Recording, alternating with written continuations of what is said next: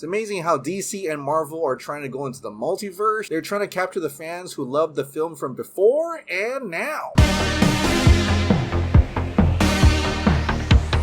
Hey, welcome back to the Ping Pong Flix. My name is Chris Wong. First, we're going to talk about a couple DC rumors. The first one is Gotham City Sirens. Then a Harley Quinn live action series. Let's hear what Mary Elizabeth Winstead had to say about a possible return as Huntress. Then a crazy reveal about who's the villain for Doctor Strange 2. Let's talk about Gotham City Sirens. So that hashtag show put out an exclusive today and, loads of grains of salt, please. But there's something interesting to discuss about this. The hashtag show says that Gotham City Sirens is back in development at Warner Brothers. Now, to me, this is not strange at all because usually movies that were announced or going to be in development is still there. They're just waiting for the right director or the right writer. And so I absolutely believe that there is a Gotham City Sirens down the road. Now, we know James Gunn had come out and says, look, he's not doing Gotham City Sirens, but it doesn't mean Margot Robbie is not trying to do that. She has already expressed that she wants to get Poison Ivy within the DCEU and she wants to make a movie with her. Of course, Gotham City Sirens not only has Harley Quinn, Poison Ivy, but also Catwoman. This is what a hashtag show said. It said that Catwoman will not be played by Zoe Kravitz and will instead be played by a different actress. This is set in the DCEU continuity of Suicide Squad, the Suicide Squad Birds of Prey,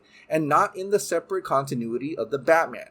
Poison Ivy will also be introduced. While no casting has been made, the role was written with Jodie Comer in mind. It's also been shared that the film will largely follow a heist-based format, with the trio attempting to steal something from Talia al Ghul, who is also not cast at this time. You know what? Jodie Comer would be an awesome Poison Ivy. That's a great fan cast. That does sound like an amazing movie, a heist movie, has Talia al Ghul in it, and most importantly, the DCEU's first Poison Ivy and Catwoman. Zoe Kravitz is technically not the DCEU Catwoman unless they decide to merge worlds together, so they still need a Catwoman within the DCEU. Now, I'm wondering if it would be a younger Catwoman or an older Catwoman, because in this universe, Bruce Wayne is a lot older. Doesn't mean he can't date younger people. Ana de Armas, anybody? But I'm feeling like she's probably going to be around the same age as Margot Robbie. Now, I would have loved to see what David Ayer had in store for Gotham City Sirens because he was going to work on that. That was his movie. Sadly, I don't think that's happening anymore, but apparently neither is James Gunn. So at best, this rumor is a good guess as well because Gotham City Sirens was never off the plate. They are just waiting for the right people to make it. Speaking of Harley Quinn, let's talk about the Harley Quinn live action series. Now, this is coming from Giant Freaking Robots, who's been doing a lot of exclusives lately in terms of the characters from Birds of Prey. Because if we got a Black Canary spinoff from a, relatively low box office generated Birds of Prey, but seems to do very well on streaming, that's a good guess that we may get to see the other birds get their own live action series or movie. Margot Robbie continues to want to be Harley Quinn. She absolutely loves that character and she is that character. Margot Robbie is Harley Quinn like Hugh Jackman is Wolverine. She absolutely embodies that character. Also, we know that James Gunn and Margot Robbie were talking about doing a project together, even though he said it's not Gotham City Sirens. He didn't say that it wasn't a Harley Quinn movie or series. And since James Gunn made Peacemaker a live action series on HBO Max, who's to say he's not going to explore the other Suicide Squad characters? And one of them he absolutely loves is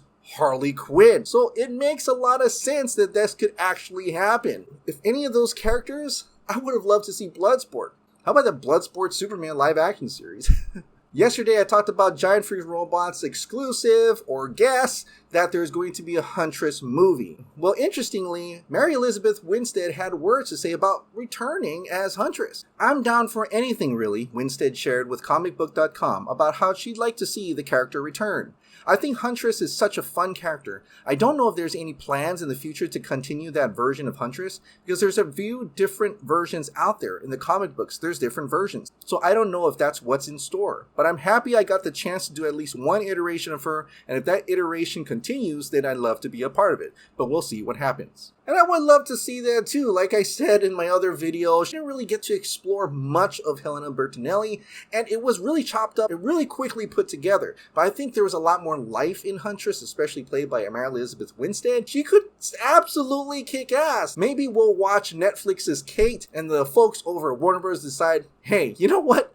Let's get our own Huntress movie on HBO Max. Now let's talk about something I usually don't talk about on my channel, and it's concerning Marvel. Yes, it's another MCU movie that I'm really intrigued by. Something that was said today made me more excited about that more than ever. I don't know if it's exciting as seeing Tobey Maguire and Andrew Garfield in a Spider-Man movie, because those are the awesome Spider-Man characters, but this coming from Doctor Strange 2, I'm really wondering how this is going to go. Now, Doctor Strange has a sequel called Doctor Strange in the Multiverse of Madness, and just putting multiverse in there kind of really intrigues me because I want to know who actually shows up in this. Well, according to Daniel Rickman at Daniel RPK, a scooper in the business, he said this: in Doctor Strange 2, Wanda will fight someone from the Foxverse. I am not allowed to reveal who it is, but could top this fight. And the fight that he shows there is Thanos versus Doctor Strange, which is one of the most epic anime-like fights that I've ever seen in a comic book movie. I mean, not as good as Dragon Ball Z Man of Steel though, but it was still kind of a really cool Naruto-inspired type of action. But what got me really intrigued was when he said Foxverse. Foxverse! X-Men! That's gotta be who he's referring to. But which X-Men is she going to fight? And why is Wanda fighting the X-Men? Aren't they on the same team? Well, according to Grace Randolph, this is what she had to say. All I've heard about Wanda in Doctor Strange 2 is that she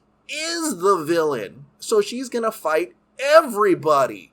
MCU, Fox, and Sony characters? Wait, what? Okay, first you said Fox, and that got me excited. But now you're saying Sony? The Spider-Man universe? Whoa, okay, Multiverse of Madness is truly going multiverse. We haven't even guessed which Fox character is she going to fight. One of the guesses I put out was that maybe about a year ago, a casting grid came out, and I think Daniel Rickman actually put it out, and it had Hugh Jackman, part of the actors that they want to try to bring in. Didn't say if he was going to play Wolverine, but come on, Hugh Jackman? I mean, he could have just been a cameo and he's not actually Wolverine, but that would have been cool to see Wolverine in the Doctor Strange 2 movie. But now we're thinking if Wanda's going to fight this Fox character, it's got to be someone that's truly powerful because she is the Scarlet Witch now. And I hope they don't let us down again with Ralph Bohner. Yeah, please don't do that. Don't switch it around and give us some Ralph Bohner character. Oh, come on. One of the exciting things about WandaVision when you got to see Quicksilver return, Quicksilver from the Fox universe. Wow. But then they turned around and made a joke of it instead and gave us Ralph Bohner. What the hell, man? That's a cop-out. So that really pissed me off. Though having Wanda be the bad guy, I think makes a lot of sense. Her grief had turned her evil. So what better character to fight is someone who could be dear to her, right? She lost her brother, and maybe she'll have to deal with her dad. Magneto, can Michael Fassbender please show up? That would be insane. Magneto versus Scarlet Witch, I think that would be epic, insane, and could match the intensity of a Thanos versus Doctor Strange fight. Not to mention the stakes of having to deal with your own flesh and blood. That's pretty intense. And what about the Sony characters? I can only guess maybe Spider-Man actually shows up. Maybe all the Spider-Man show up. I don't know. So in any case, Doctor Strange 2 is starting to become a multiverse of epic proportions. I mean, almost every movie that's coming out of Marvel seems to be a little bit of a mini Avengers, if you know what I mean. And that's why I think DC is going to do the exact same thing. Starting with the Flash movie, they're going to have this little mini Justice League movie as well. And I think that's just how DC and Marvel is going to do right now. I mean, not only are they doing some multiverse stuff and adding more characters to solo movies, but they're also trying to capture the current audiences and also the audiences that love the past movies, like the X-Men from Fox, 89 Batman, Tobey Maguire and Andrew Garfield. It's like they're just trying to capture old and young audiences, which I know it's at a certain point that kind of means that we're kind of running out of ideas and we're trying to grab all these different characters, but it's still damn cool. And I can't wait to see these.